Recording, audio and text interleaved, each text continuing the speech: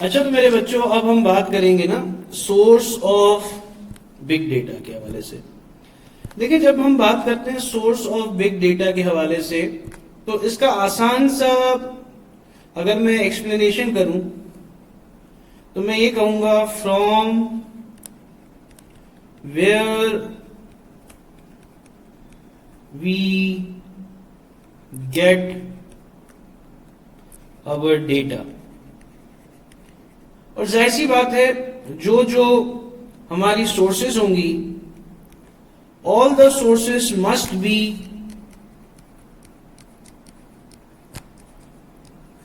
Relevant. ठीक है, अब हमारे पास कौन कौन सी सोर्सेज हैं जरा देख लेते हैं। नंबर 1, हमारे पास सोशल मीडिया। ठीक है, सोशल मीडिया में एक बहुत जबरदस्त ऐप है फेसबुक, उस पर हम बात करते हैं। फॉर एग्जाम्पल, मैं अब ये कंपनी की एग्जाम्पल दूंगा। फॉर एग्जाम्पल, कोका कोला जो है वो एक न्यू फ्लेवर मार्केट में लॉन्च करती है। ठीक है, न्यू फ्लेवर मार्केट में लॉन्च करती है। अब जाहिर सी बात है, उस पे जो हमारी ऑडियंस है वो रिव्यूज देंगे। अब वो रिव्यूज हमारे फेवर में भी हो सकते हैं, यानी कंपनी के फेवर में भी हो सकते हैं और अगेंस्ट भी हो सकते हैं। अब ये रिव्यूज की बेस पे कंपनी जो है, यानी कोका कोला जो है, वो ये डिसाइड करेगी कि उनकी ये प्रोडक्ट इनकी अदर प्रोडक्ट के कंपैरिजन में पॉपुलर और डिमांडिंग होगी कि नहीं। ठीक है ना। अगर रिव्यूज बहुत बुरे हैं, अगर रिव्यूज बहुत बुरे हैं तो भाई कंटिन्यू करना बहुत मुश्किल है। लेकिन अगर रिव्यूज बहुत अच्छे हैं तो ये तो बड़ी जबरदस्त बात हो गई। अच्छा, यहां पर एक मजेदार चीज है, ये एक टर्म है, आपने सुना भी होगा, IoT, जिसको हम नाम देते हैं इंटरनेट ऑफ थिंग्स। और ये क्या चीज होती है? ये वो डिवाइसेस होती हैं। जैसे मैं अब आपको यहां पर एक एग्जांपल से बात समझाऊंगा। आपने नोट किया होगा, हमारे जितने भी स्मार्ट एसी हैं वो रूम को या रूम के टेम्परेचर को देखते हुए कूलिंग को अप एंड डाउन करते हैं, इंक्रीज और डिक्रीज करते हैं। ठीक है, अब ये जो अंदर सेंसर्स लगे हुए हैं, ये जो चीजें लगी हैं जिसकी मदद से रूम का टेम्परेचर डिडक्ट होता है, ये एक तरह के लिए क्या है, ये हमें बताता है कि भाई बिजली कितनी कंज्यूम होती है, कितने पे आपको रखने से बिजली आपकी, जैसे आजकल आपने बड़ी न्यूज सुनी होगी, इन्वर्टर, जो एयर कंडीशन आ गए। तो ये जो चीजें हैं, ये जो डेटा है, इस डेटा में जो ये ऑटोमेशन आ चुकी है, इससे क्या होता है, कस्टमर का रिव्यू जो आता है, वो रिव्यू ये साबित करता है कि लोगों के दरमियान में बाइंग डिमांड आने वाले वक्त में कितनी हो सकती है, यानी कि इन शॉर्ट फोरकास्ट करने में कंपनी को आसानी होगी। ठीक है, फिर इसके बाद अगर मैं यहां पर बात करूं, एक और तरह का हमारे पास सोर्स ऑफ डेटा है जिसको मैं नाम देता हूं ट्रांजैक्शनल डेटा। याद होगा थोड़ी देर पहले अमेजोन में भी हमने बात की थी इस डेटा से रिलेट। तो ये डेटा क्या भला है आखिर, देखते हैं हम। फॉर एग्जाम्पल, अगर मैं कोई चीज देख रहा हूं दराज पे एक स्टोर पे मैं चीज खरीदता हूं,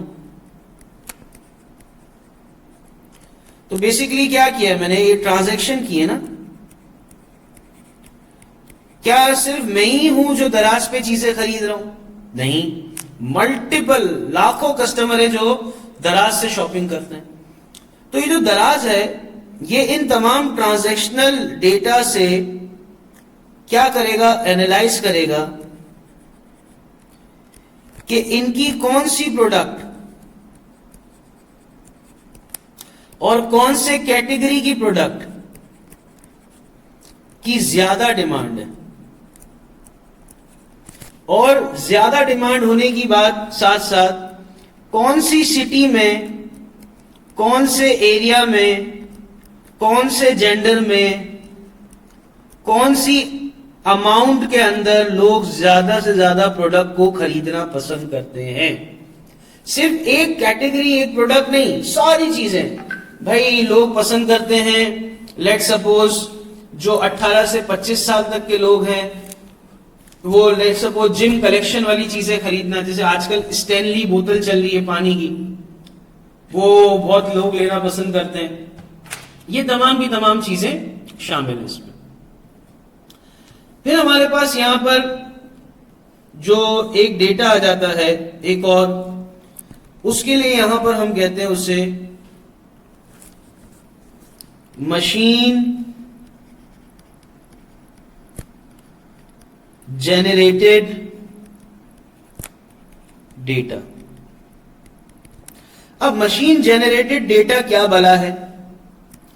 मेरे प्यारे बच्चों, एक कार है, उसके इंजन में एक सेंसर लगा है।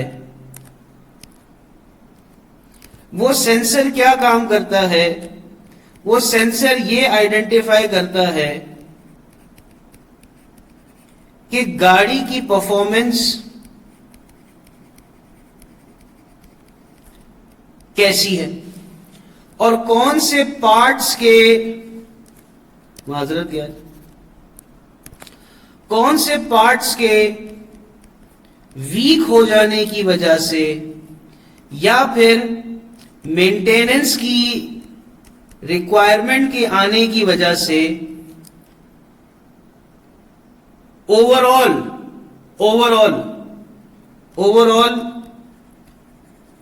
कार की जो परफॉर्मेंस है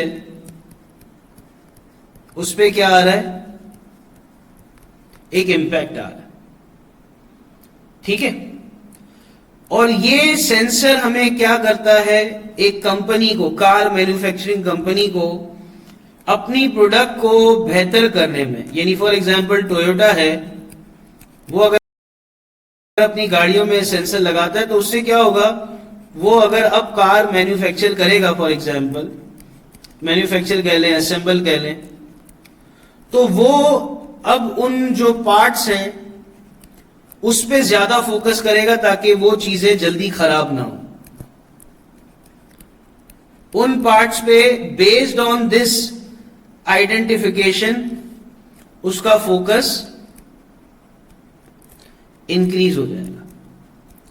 तो ये मशीन जनरेटेड डेटा आ गया हमारे पास। तो सोर्सेज ऑफ डेटा के अंदर हमारे पास ये कुल चीजें हैं जो हमने आपके सामने रखी। इसके बाद हमारे पास कुछ चीजें हैं जो अब हम डिस्कस करने वाले हैं, और वो उनमें से है methods of big data, methods of big data collection.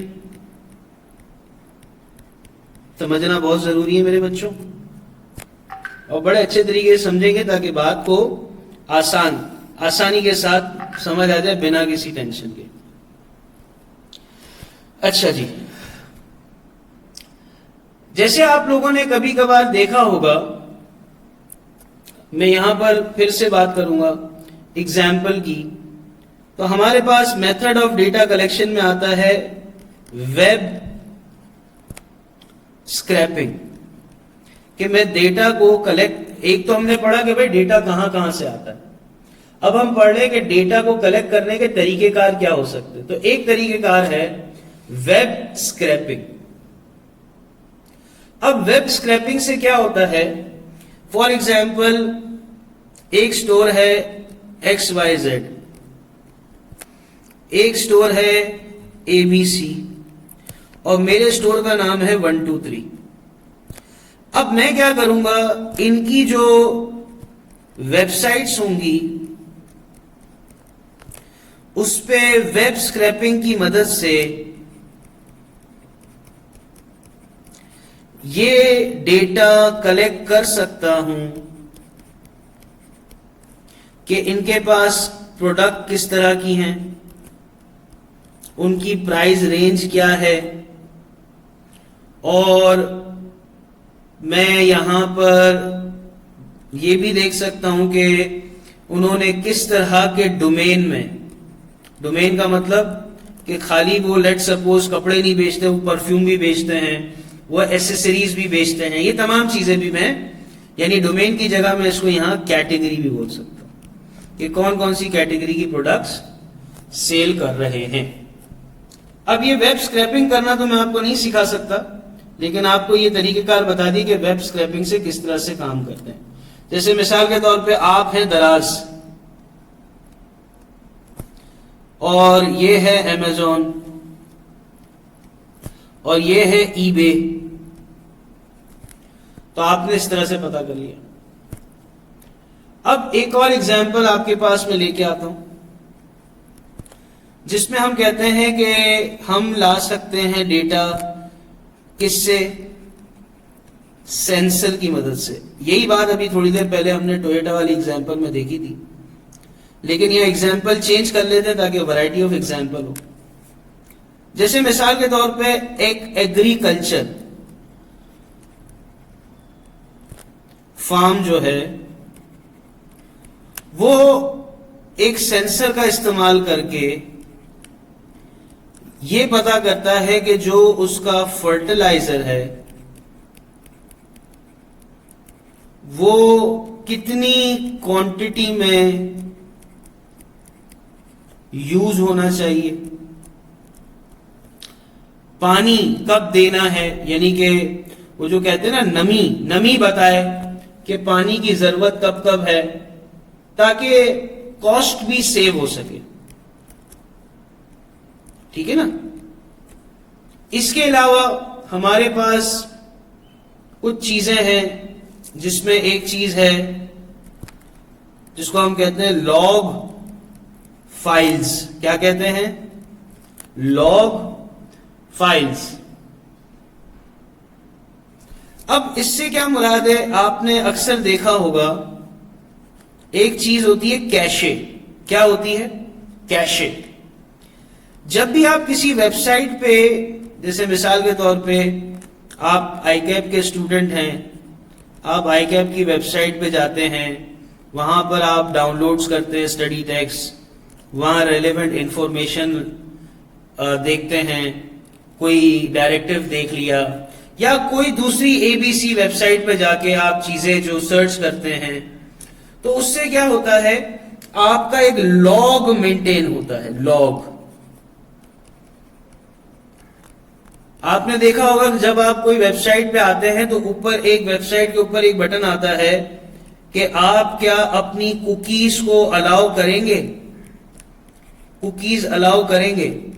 तो अगर आप कहते हैं ना यस अलाउ करेंगे, तो वो आपकी दूसरी रेलेवेंट वेबसाइट्स पे भी जाके देखता है कि आप किस तरह की नेचर की प्रोडक्ट्स को सर्च करते हैं, किस तरह की वेबसाइट्स पे आप काम करते हैं, किस तरह की वेबसाइट पे आपका डेली आना जाना है। ये सारी चीजें, यानी कि आपकी तमाम नकलो हरकत जो साइबर में हो रही है उसको नोट करने के लिए काफी आसानी हो जाती है। फिर हमारे पास एक और चीज है जिसको हम नाम देते हैं survey and user generated data. ठीक है ना। अब इसमें क्या होता है, इसमें बहुत आसान चीजें हैं। अब मिसाल के तौर पे आप किसी रेस्टोरेंट जाते हैं,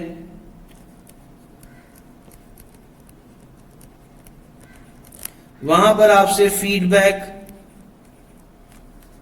माजरत बेटे बच्चों, फीडबैक फॉर्म लेते हैं और आप उसको फिल करते हैं, तो आपके जिस रेस्टोरेंट है उसको पता चल जाता है कि यार कस्टमर ने हमें एक्सीलेंट बोला है, कस्टमर ने हमें गुड बोला है, कस्टमर ने हमें इम्प्रूवमेंट का बोला है। ये तमाम चीजें हमें पता चलती हैं। तो ये तरीकेकार भी क्या है, डेटा इस तरह से भी हम हासिल कर सकते हैं। अब यहां तक तो हमने क्या क्या पढ़ा मेरे बच्चों, यहां तक हमने बात की कि डेटा को कैसे हम, अल्लाह आपको नेकी दे, वो डेटा की सोर्सेस के बारे में और डेटा को किस तरह से कलेक्ट किया जाता है इस बारे में बात की। हम अब बात करेंगे किस हवाले से, अब हम बात करेंगे कि किस तरह से एप्लीकेशन